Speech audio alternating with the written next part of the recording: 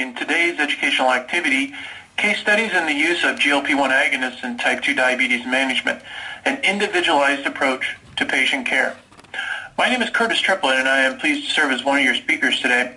And I am currently the Associate Director of the Diabetes Research Center at the Texas Diabetes Institute, as well as being an Associate Professor Clinical at the University of Texas Health Science Center in San Antonio in the Department of Medicine. And I'm really pleased to be joined by a friend of mine, Dr. Sue Cornell. Dr. Sue Cornell is actually the Assistant Director of Experiential Education. As we get started, just wanted to show you the learning objectives. It's very important to know that this is a standalone webinar, but it is number 2 in a series. And in the first webinar, which you can view in the archives, we cover maximizing the role of GLP-1 agonists in our patients with type 2 diabetes. And today's presentations will be case scenario, which is really a follow-up to the first webinar. So again, the first one is more didactic, but today we have a case-based webinar for you, and the learning objectives we're going to cover include the following 5 points, including reviewing the differentiating characteristics of GLP-1 agonists, outlining ways pharmacists can address and offer those solutions and medication adherence challenges with them, assist in the development of a therapeutic plan within type 2 with the GLP-1, address patient preferences and adherence, and illustrate strategies for managing patients over time. And again, we're concentrating on GLP-1 receptor agonists. So with that, I'm going to pass it over to Dr. Cornell for our case. Well, thank you, Dr. Triplett. So let's go ahead and get started. We are going to, as Dr. Triplett mentioned, we are going to just strictly go along with cases today and looking at different ways to help manage our patients with diabetes. So our first patient today is Georgiana. And as you can see here, she's a 66-year-old female. She's been coming to your pharmacy or clinic, whatever your practice is, for several years now. So she has been taking metformin for a while, but at her last visit, glipizide was recently added. Today, she's complaining of frequent dizziness in the early afternoon, but she is very motivated, and she does want to get her sugar numbers down. So she's open to whatever will help, including injectable medications. So as you can see here, she's had diabetes, hypertension, and depression for several years now for each of the disease states. And probably the big thing that you should be looking at here moving forward is her type 2 diabetes for 5 years. As you probably recall from the previous lecture, if you sat in on that one, one of the things with type 2 diabetes is that it really takes about 9 years to diagnose because of the fact we're always looking at fasting and not postprandial. So in this case with Georgiana, she's probably had it for maybe close to 15 years in all reality. So what that means to you is she probably still has some beta cell function, and we want to do everything in our power to preserve that beta cell function and make sure that the disease doesn't progress, because obviously the progression usually is a result of that beta cell deficiency.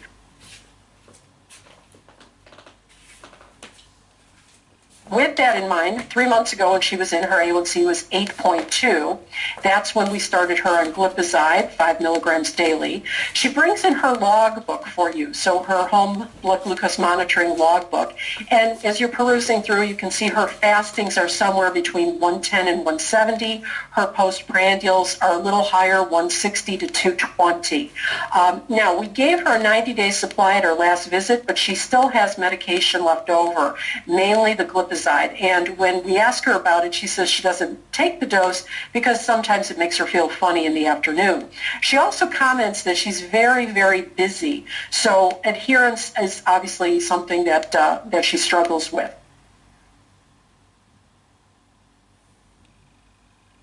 Now, here you can kind of read through her social, family, history, current meds. So again, homemaker, no illicit drug use, caffeine or alcohol use. She does eat 2 to 3 meals a day, but admits that the smallest one is breakfast, the largest one is dinner, and she does skip lunch on occasion because she's trying to lose weight. Current meds are metformin, 1,000 milligrams twice daily, and I'll just point out that's at her most optimal dose. So really we wouldn't want to increase the metformin because 2,000 milligrams per day is optimal dose. Even though it's not max, it's optimal. She is also on glipizide, lisinopril, fluoxetine, and then she does take acetaminophen occasionally when she has pain.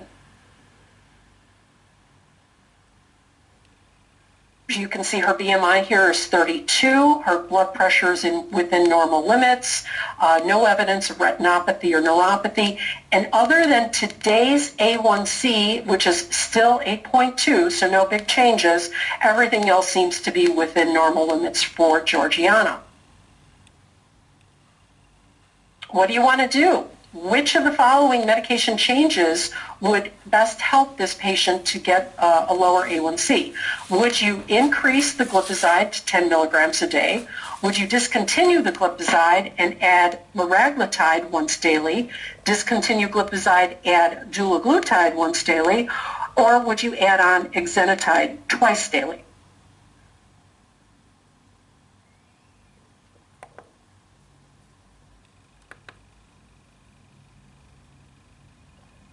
All right, so it looks like most folks are discontinuing the glipizide, and then they're going to add on one of the GLP-1s, either the once daily or the once weekly, which very good options. A few folks took the other options, but let's break it down and let's go through it.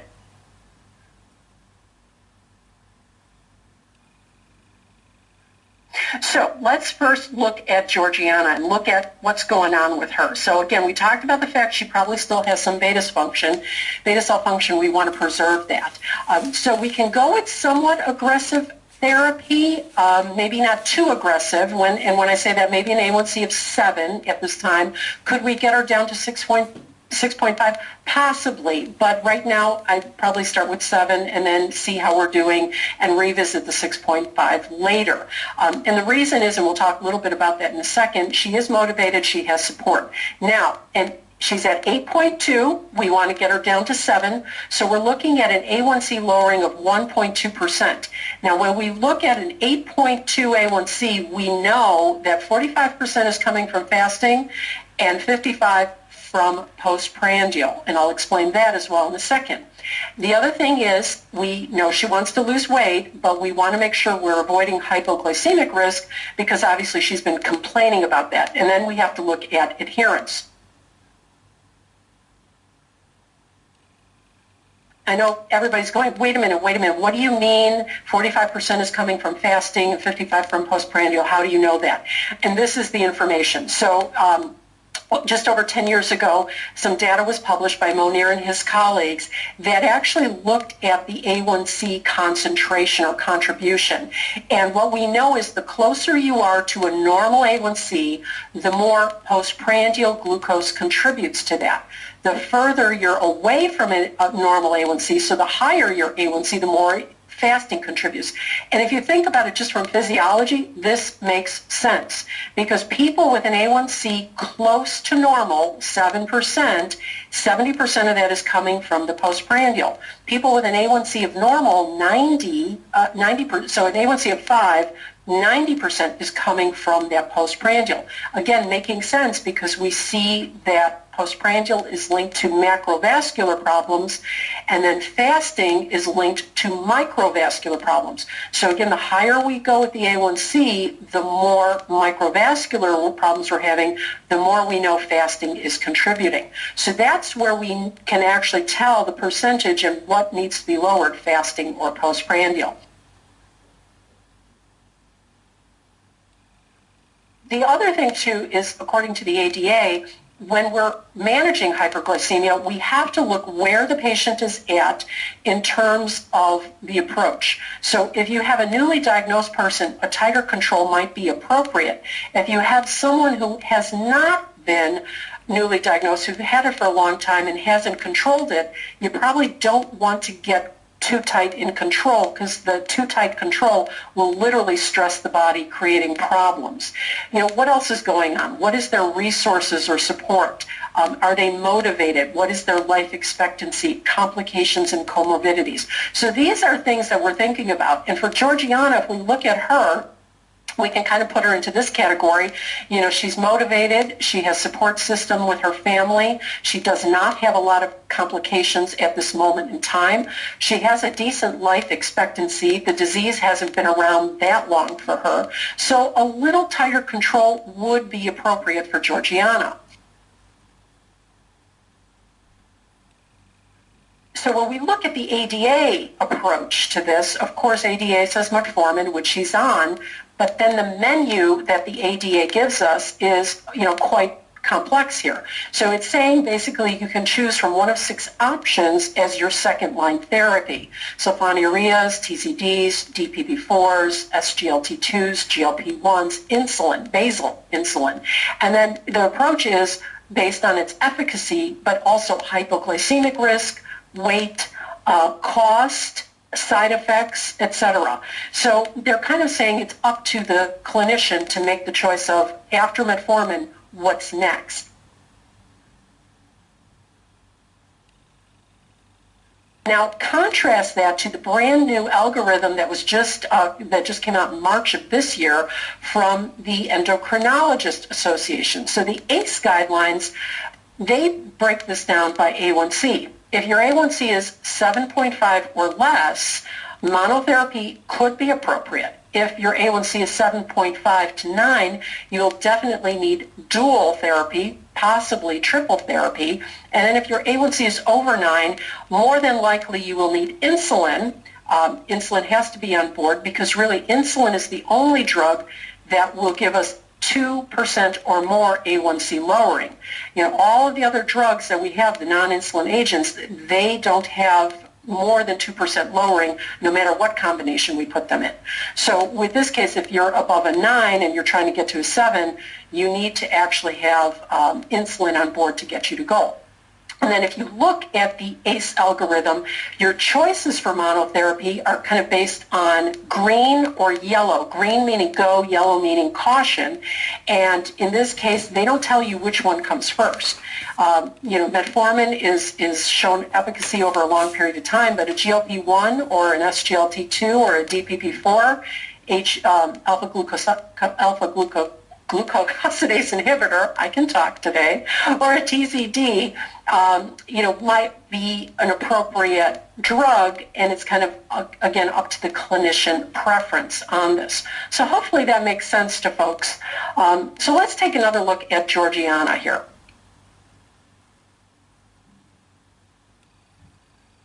So if we kind of look and compare everything that we just talked about, what we need, again, we need about 1.2 A1C lowering percent. Weight is something we want to be cautious of. Hypoglycemia, beta cell protection. So in this case, her best bet is probably a long-acting, once-weekly GLP-1 agonist.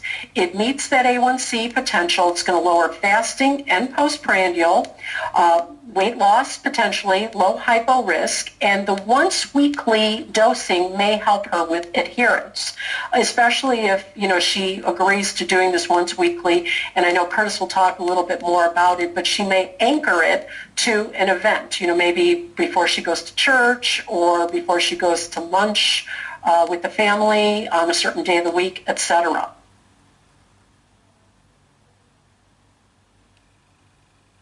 You know, the next few slides here just kind of compare and contrast. Obviously, she's having hypo events, so increasing the glipizide would not be helpful because we're just going to magnify an already existing problem. Now, liraglutide, discontinuing glipizide, adding liraglutide, that's possible, absolutely. And, you know, bottom line is, what is her insurance going to cover here?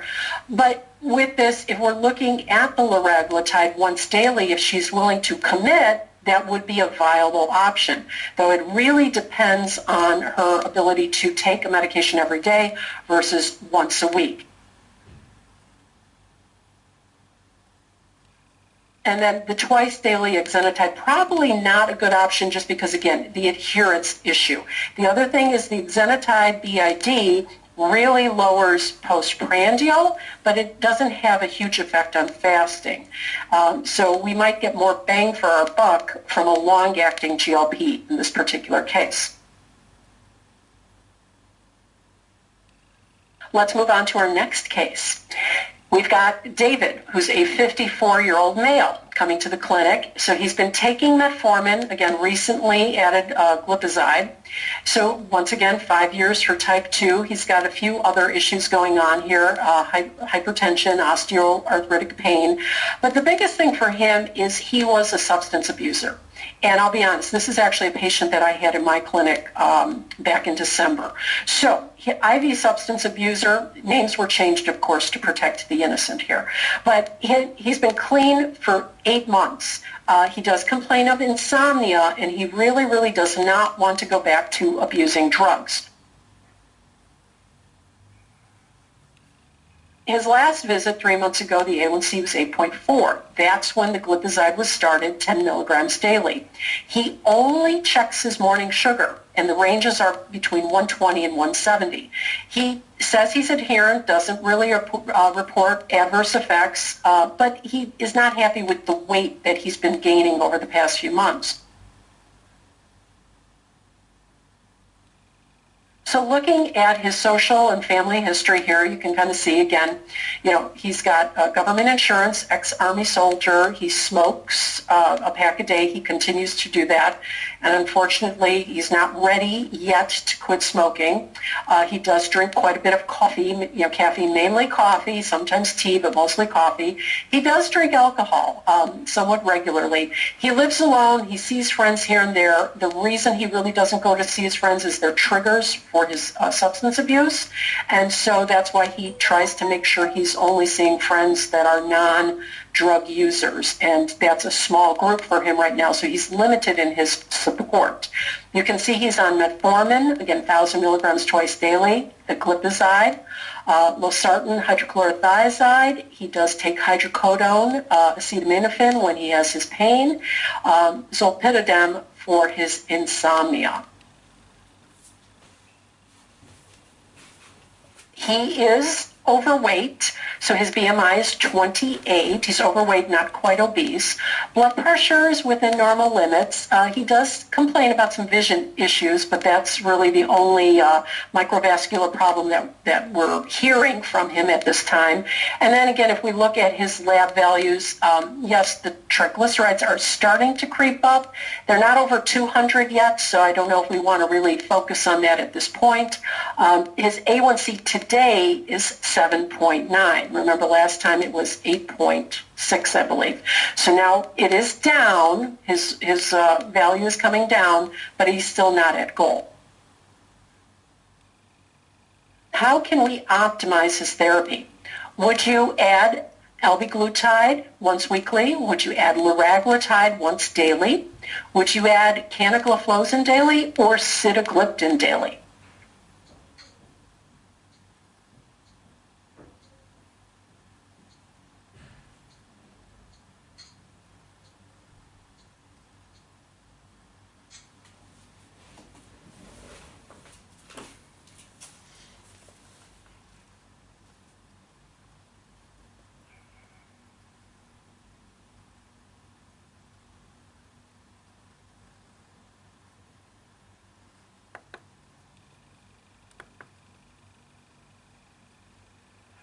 All right, it looks, again, across the board, but most folks are choosing the sitagliptin daily.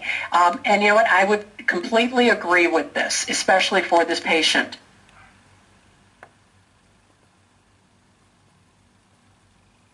So let's kind of compare. Family history-wise, So let's kind of compare and contrast on that. So we know, again, he still has some beta cell function remaining. However, in this particular case, we've got to be careful on the tight control. We want to get him near 7 if possible, but recognizing he's motivated but doesn't have a good support system. So he needs about 0.9% lowering. And if we're looking at that, again, majority is coming from postprandial. So we want a drug that was really going to target that postprandial glucose. Weight loss is needed, but again, he's overweight, we don't have to worry about excessive weight loss here, but of course any weight loss will be helpful for him. And then we want to minimize the hypo risk. Now, in this case, anything injectable, he is actually refusing because he is fearful that if he starts to use an injectable drug, he will actually relapse and go back to substance abuse. So this is his reasoning, and right now he's not willing to accept an injectable agent. So if we kind of look at his approach here, again, probably we want to be stringent, but we want to monitor it carefully just because, again, of his situation. The lack of support. He doesn't have complications really yet. He's got a good life expectancy and early in the diagnosis. We want to minimize the hypo risk, but we also have to be cognizant of his attitude towards treatment plans. So this is where, again, 7.0 to 7.5 A1C would be acceptable. So looking across the board, again, the folks that went with the DPP-4, I would completely agree. We get about a 0.5 to 0.7 post A1C lowering, mainly postprandial. Not a big weight effect on it. Hypoglycemic risk is low, but really minimal side effects, and it's a non-injectable for this patient.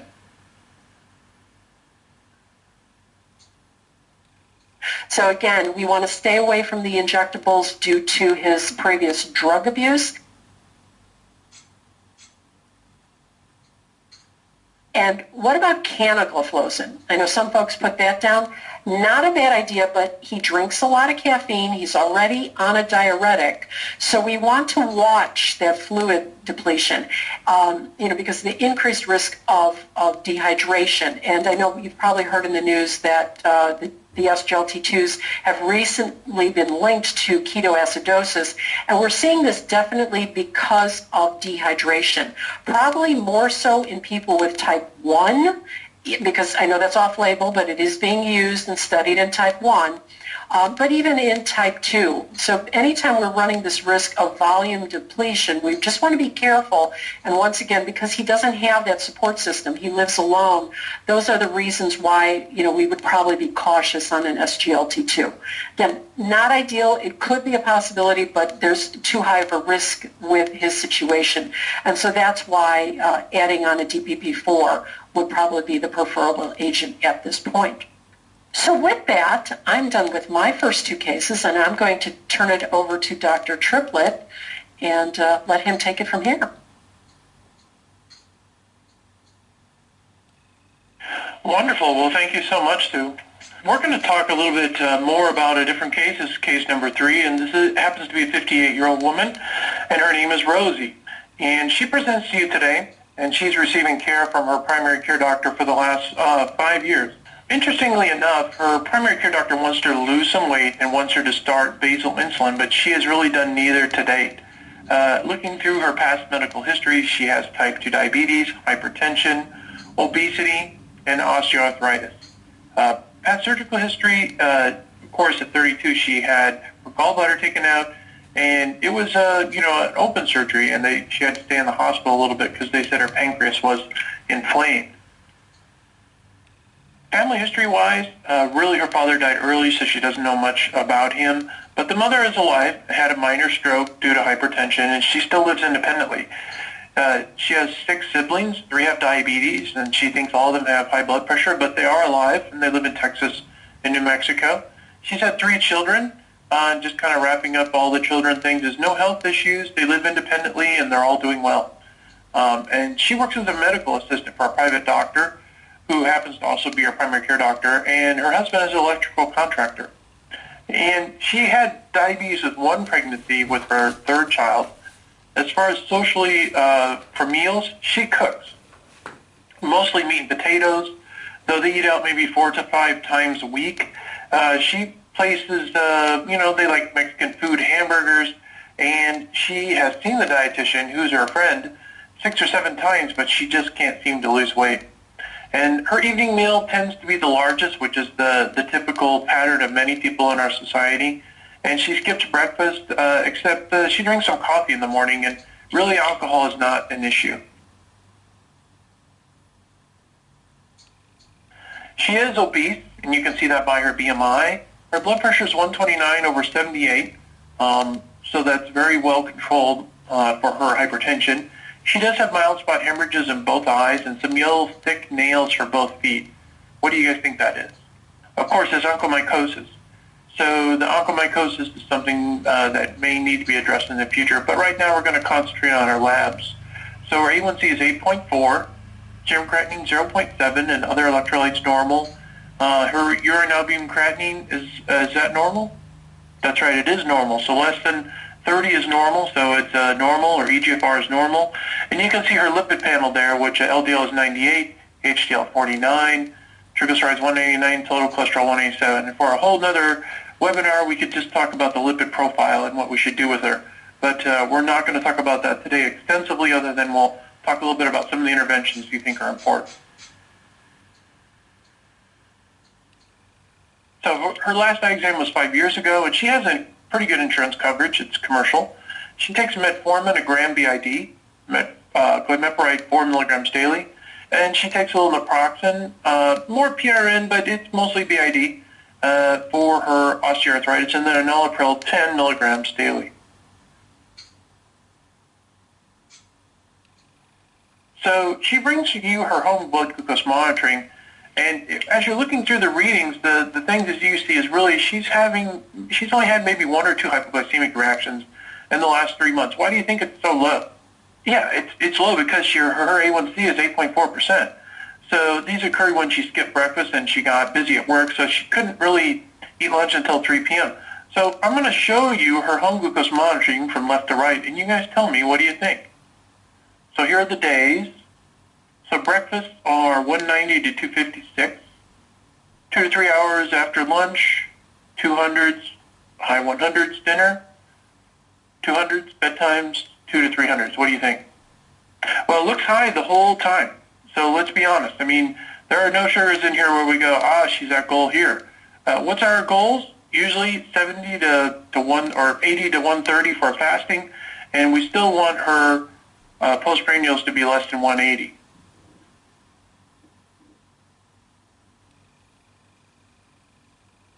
So this brings up a good point, and I'm going to actually have you guys chat this in your question box, is as I'm going through this, think about these different things. What are the additional questions you have? Because we don't have time to talk about all of them.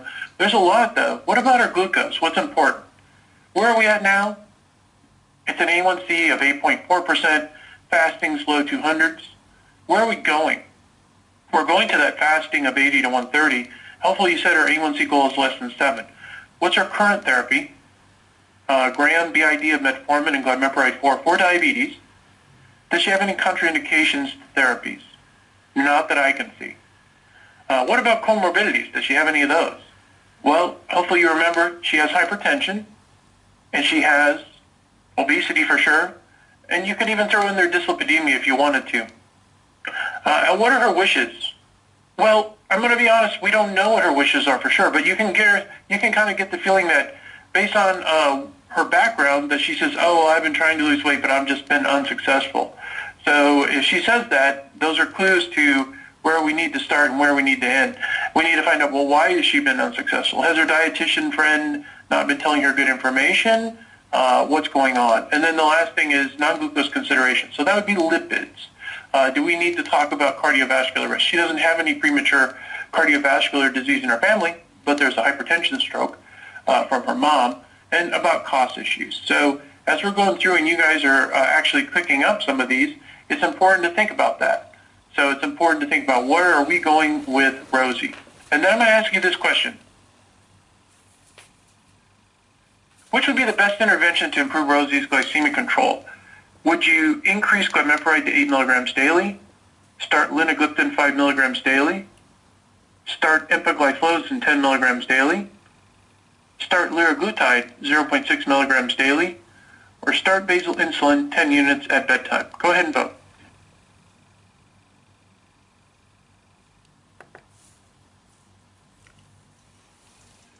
All right, good feedback. And actually, more of you chose liraglutide than I thought you might. And the majority of you chose basal insulin, which is a good medication as well.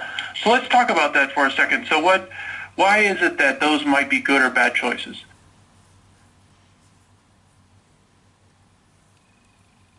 So number one, let's talk about increasing the glimepiride to 8 milligrams. Remember, this is really not a great option. We have how far to go to goal? 1.4%. So going from 4 to 8 is not going to get you 1.4%. Usually the half maximum dose, which is already on, of glyburide, is unlikely to change much of the glucose. The positives are it's inexpensive if you've made that intervention. The negatives are hypoglycemia, and also on top of that, the fact you're not going to get the goal. What about starting linagliptin? Well, it's a fair option. You know, linagliptins are very neutral in a lot of different things. They help lower your A1C maybe 0.6 to 0.9%, but we're going to have to add another medication for 1.4% reduction. It is weight neutral, well tolerated, oral daily medicine, and it's neutral on lipids, neutral on weight, neutral on blood pressure. Negatives are, do you think she has pancreatitis? Are you concerned about that? Well, for me, she has a discrete reason to have her pancreatitis. She had a gallbladder taken out. If she did that because of triglycerides, or it was idiopathic, or there wasn't a known reason why she had pancreatitis, I would be a lot more worried. Now, if she had any pancreatitis since that time, we could not use linagliptin. What about empagliflozin? Well, this is a fair option. In some people, you get a good reduction, but in general, if you look at the phase 3 trials, it's not likely to get to that glycemic goal. And again, requiring addition of another medicines. Positives, it can result in weight loss and blood pressure reduction. Does she need either of these? Well, she doesn't need blood pressure, but she certainly needs weight loss help. The negatives of SGLT2 inhibitors are, of course, genital mycotic infections or UTIs if someone has a recurrent history, and some other things that might be coming out, as Dr. Cornell mentioned, DKA, so not good in type 1s, and also maybe osteoporosis.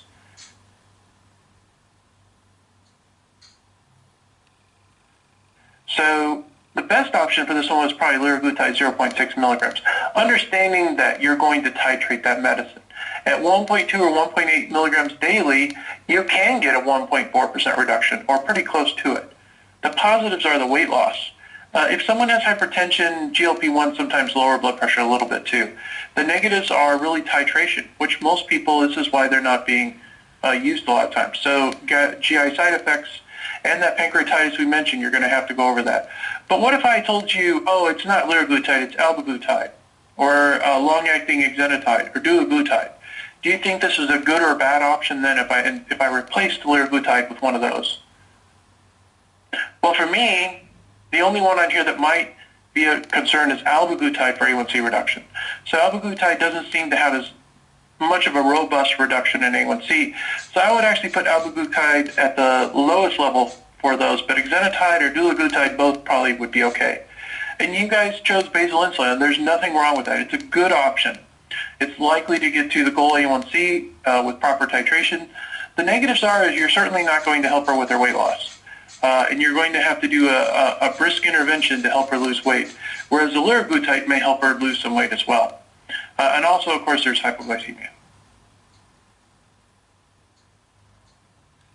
So just some recaps. So A1C less than 7, her whole profile is high.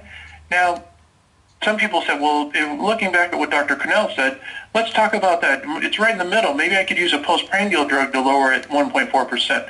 What postprandial drug would you use? There isn't one. There isn't one that's going to actually lower the A1C 1.4% other than prandial insulin. So there is a trial called 4T only with insulin that showed that you could lower it that much. But I don't think most people are going to jump to prandial insulin in this. It's not very practical. But she doesn't have contraindications or comorbidities that actually significantly affect our decision. She wants to lose weight, but she hasn't lost weight. So that's going to be something we're going to have to really explore with her.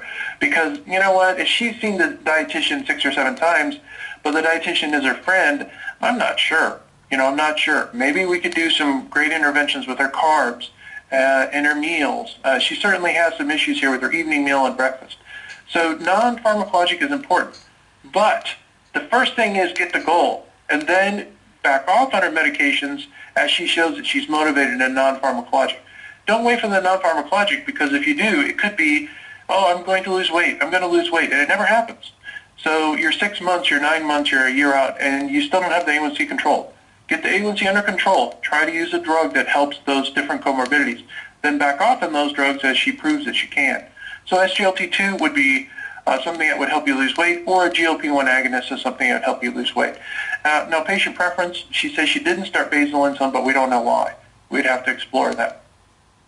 So, of course, hypoglycemia and costs are going to be an issue. Let's talk about that a little bit further.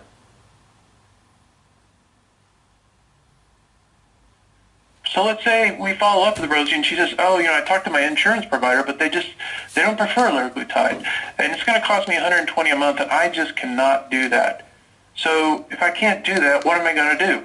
Well, exenatide BID is the first-line GLP-1 agonist under her insurance. And you talk to her and you say, well, you're going to have to inject this before breakfast, which we're going to help her start to eat, and evening meal, which we're going to try to decrease the amount on. And she really doesn't want to take that second injection during the day. So if she doesn't want to take a second injection, the problem is, what are we to do with her? So what would you do? So this is not an ARS, but look at these recommendations. Would you look online to see if there was a liraglutide patient assistance program for her? Could you switch her to BID, and if she forgets to take the evening dose, contact the insurance to see if they'll switch her? Could you start 2 oral medicines in place of that liraglutide? Or could you reemphasize diet only? Well, looking at this, number one is that, there might be a liraglutide patient assistance program. Almost all prescription non-generic drugs these days have something. Now, it doesn't mean that she'll qualify, and it doesn't mean that it's something that will work for her. She does have commercial insurance, which ups the potential that she might have the ability to get one of those copay cards, which means it's a good option. It's an excellent option. We could switch her to exenatide BID. We could really tell her, let's try it, see how it goes. You could take your first dose with lunch and with the evening meal. It doesn't have to be with breakfast if she refuses to eat breakfast. But if she misses the doses, many times you're allowed to switch to a longer-acting GLP-1 if you document that they miss a dose, they're missing doses, like evening doses, or that they have GI side effects the person can't tolerate.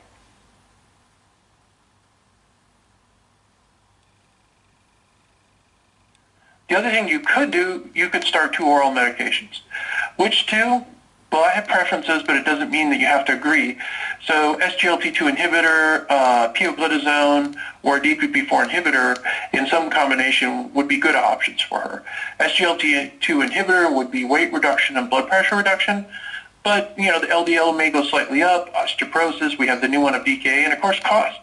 Cost on these is not going to be minimal. Pioglitazone is generic, though it's not a $4 drug. At Walmart, it is generic. Excellent insulin sensitizer, moderate cost, but there are a lot of cautions that people feel uncomfortable with as far as the fluid retention and as far as the risk of bladder cancer, which, to be honest with you, was only positive at 6 years for PO. The 8 and 10-year data was negative, but we could go into that. But I just want to mention that the bladder cancer risk is minimal. It was only in guys higher in smokers. DPP4 inhibitors, well, weight neutral, non-glycemic neutral, meaning weight, blood pressure, everything is neutral. A great drug, but again, cost. None of those are generic. And we can re-emphasize diet. We absolutely are going to do this point no matter what. But again, don't just say we're going to do this and we're not going to do the others. Make sure you start something, get the blood sugar under control, and then as she's doing these other options, you can always back off on the medication. Okay, so let's switch gears. Let's talk about someone else. This is actually Kevin. So Kevin is a 51-year-old male, and he's sent to you for a consult. So the primary care doctor wants you to follow this person because really there's a therapeutic problem. Well, what is Kevin's therapeutic problem? So he's been meeting with a dietitian. He's improved his mealtime readings. He's moved his A1C from 7.8 to 6.7%. In addition, he has lost 22 pounds since starting his exenatide BID 4 months ago. We're very happy with the medication and the weight loss. But he continues to have significant nausea, and he still vomits 1 or 2 times a week. And he's been trying to tough it out, but you know what? It's been a few months now, and it's really starting to bother him. So what are we going to do about this therapeutic problem? So other than that, other than type 2, there's really nothing that contributes to Kevin. You see, he is overweight, obese, Now you have to remember, Kevin looks like he's Asian, and once we get, it's a much different scale for Asians than it is for African Americans or Caucasians, pretty much everyone else. So 26, is worrisome. So he still needs to lose more weight. That's important to understand. His blood pressure is normal. Everything else is normal, and he's also taken metformin, a gram BID, and canagliflozin, 300 daily. So you look at his blood sugars, and what do you want to change? Well, hopefully with me, you're saying, I don't want to change anything. I want Kevin to stay on what he's on. But Kevin can't stay what he's on, because the problem is that we need to do something about Kevin's GI side effects. Here are the different options for Kevin. Do you want to decrease the exenatide to 5 micrograms BID? Do you want to move the exenatide closer to the meal? Do you want to explore if overeating at times has GI distress? Do you want to DC exenatide, start allogliptin 25 milligrams daily? You want to DC exenatide and start dulaglutide 1.5 milligrams daily. Go ahead and vote.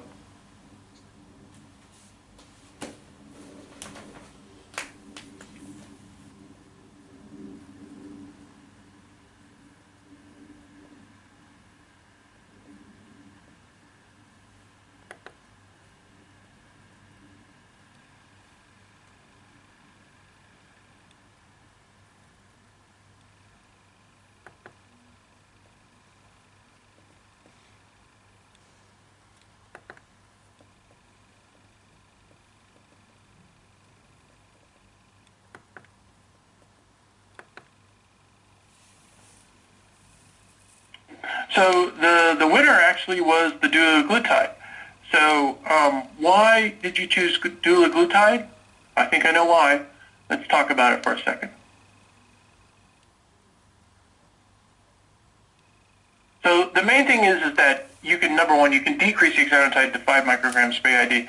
I actually call this the best second option. That's because we may be able to maintain all A1C reduction with the 5 and decrease the GI side effects. So that might be a good option.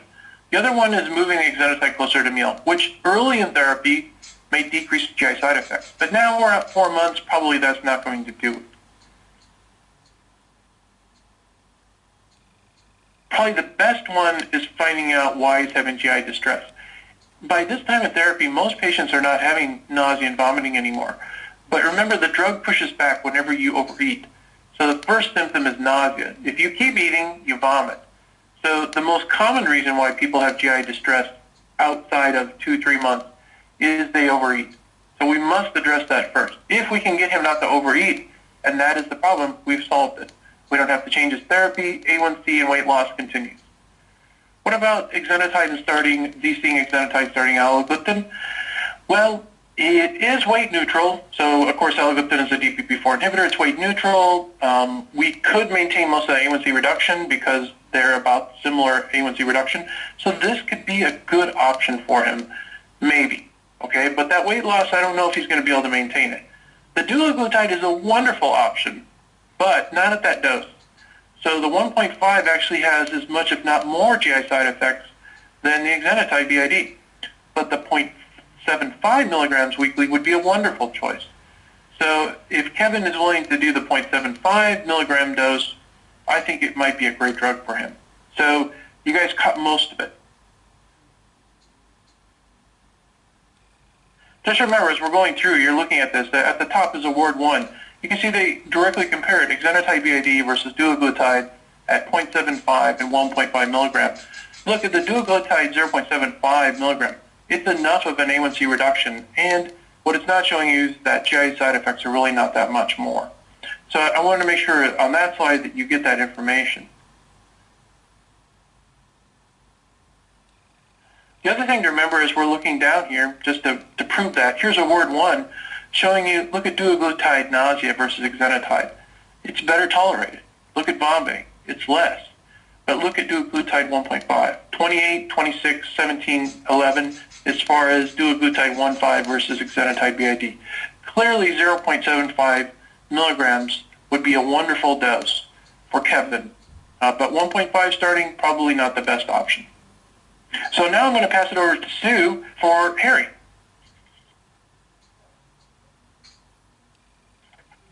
Well, thank you very much, Curtis. All right, and just to let everyone know in the audience, what we're going to do, this is our last case, and what I'm going to do is present the case, but what I want you to think about is how this would affect you in your practice. And then Curtis and I are going to compare and contrast different practice sites and our different approaches to how we would actually help this patient out.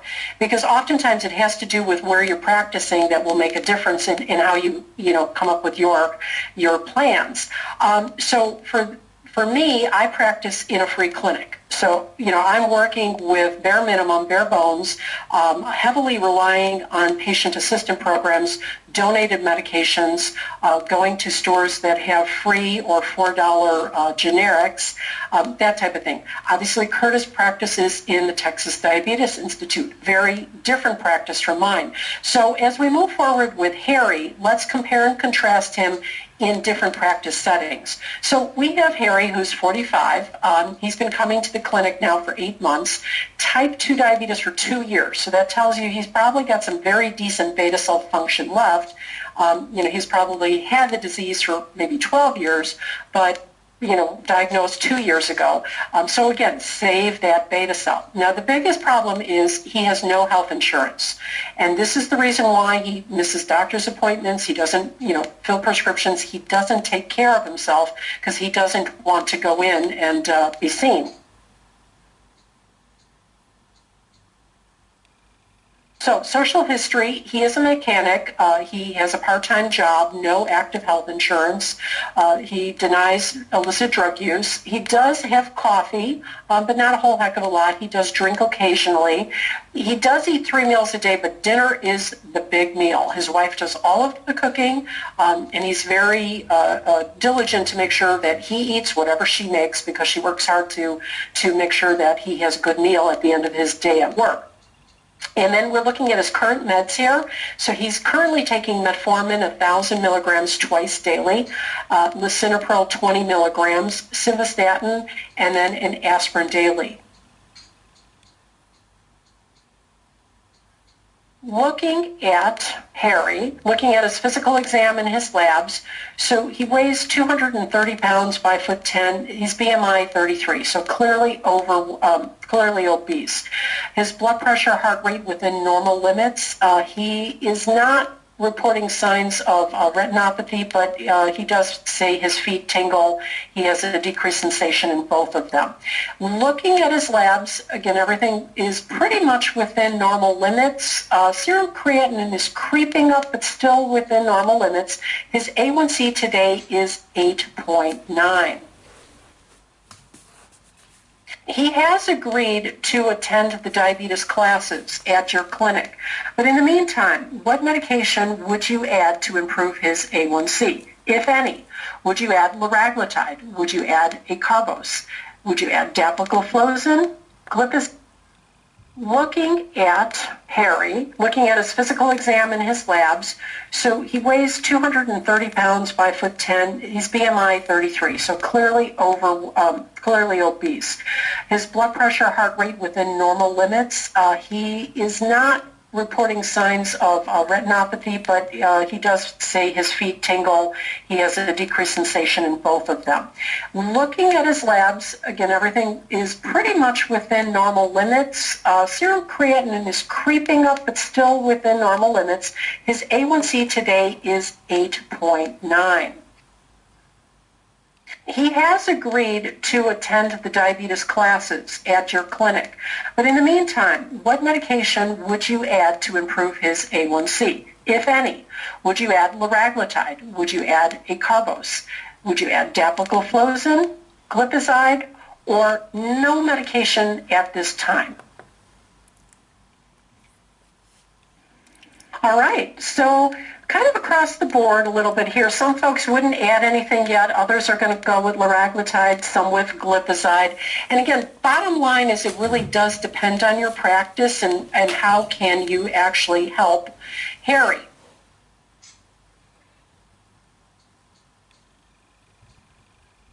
So From my point of view, again, in the free clinic where I'm at, I'm going to address this from that angle, and then I'm going to ask Curtis to share his thoughts from the Texas Diabetes Institute and how he would actually approach Harry. So, again, we know newly diagnosed, we want to save that beta cell. Ideally, if we can get him to 6.5, that would be great, but let's start with 7 because he's, pretty much on the borderline nearing 9%. So if we say 6.5, that's pretty huge. That might be overwhelming even for Harry. So let's go ahead and start with 7. Once we get closer to 7, is 6.5 an option? Absolutely. So looking at it, we're going to need pretty gosh darn close to about 2% A1C lowering. Again, recognizing now cost is an issue for Harry. So we're recognizing this time more is coming from fasting and a little bit less from postprandial. Weight loss is definitely something that's needed, and we want to minimize that hypo risk. However, cost needs to be considered. So looking at Harry, again, he has a good support system. His wife is willing to help him. Newly diagnosed, he's got minimal complications at this point. We do want to avoid that hypo, but he's got a pretty good attitude, or at least so he says. We'll see if he shows up for that first appointment. So again, a more stringent goal is appropriate.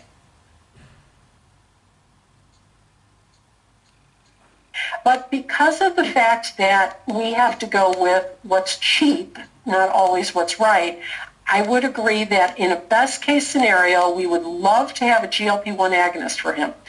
Good A1C lowering, weight loss, hypo effect is minimal. Complications could be challenging.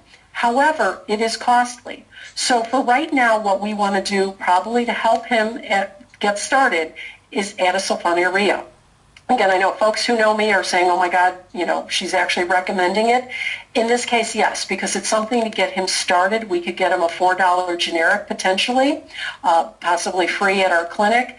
The problem is the weight gain and the hypo risk for Harry. So because of that, we want to be cautious. And to be honest, what I do in my practice is we will start a sulfonylurea, and I use it as a bridge until I can get an application in for a patient assistant program and get whichever GLP-1 agonist we could get, for free for this patient. And until I can get that in, we'll use the sulfonylurea kind of, again, as a bridge.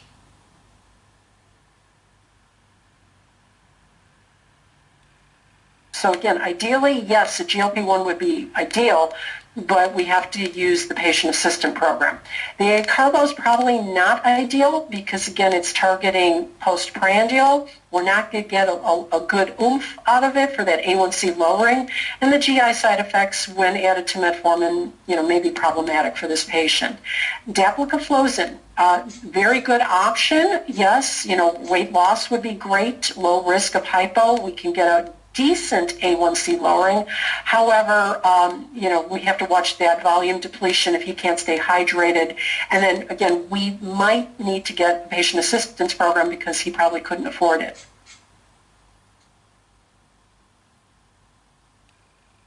So here, again, glipizide for the $4 generic, we can get it. It could be a bridge until we can get him an appropriate therapy.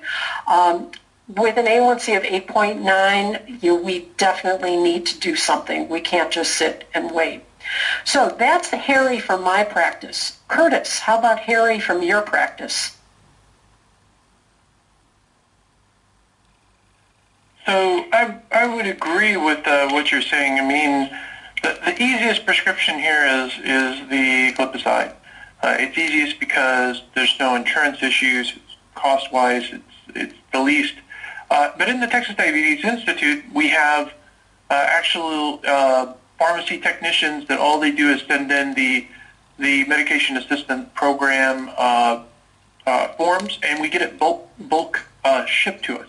I mean, we would have the liraglutide on hand, and we would have the dapagliflozin on hand as well. So one of the nice things about that is that we would likely be able to get him either of those medications up front. And as you had mentioned, I don't think either of them is likely to get to goal, but that is one of the things about the Texas Diabetes Institute. We might be able to get him both of those medicines as he walked to the pharmacy that day.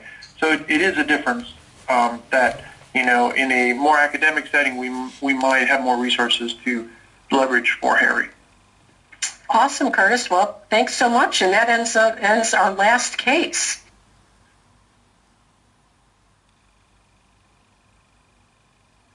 Great.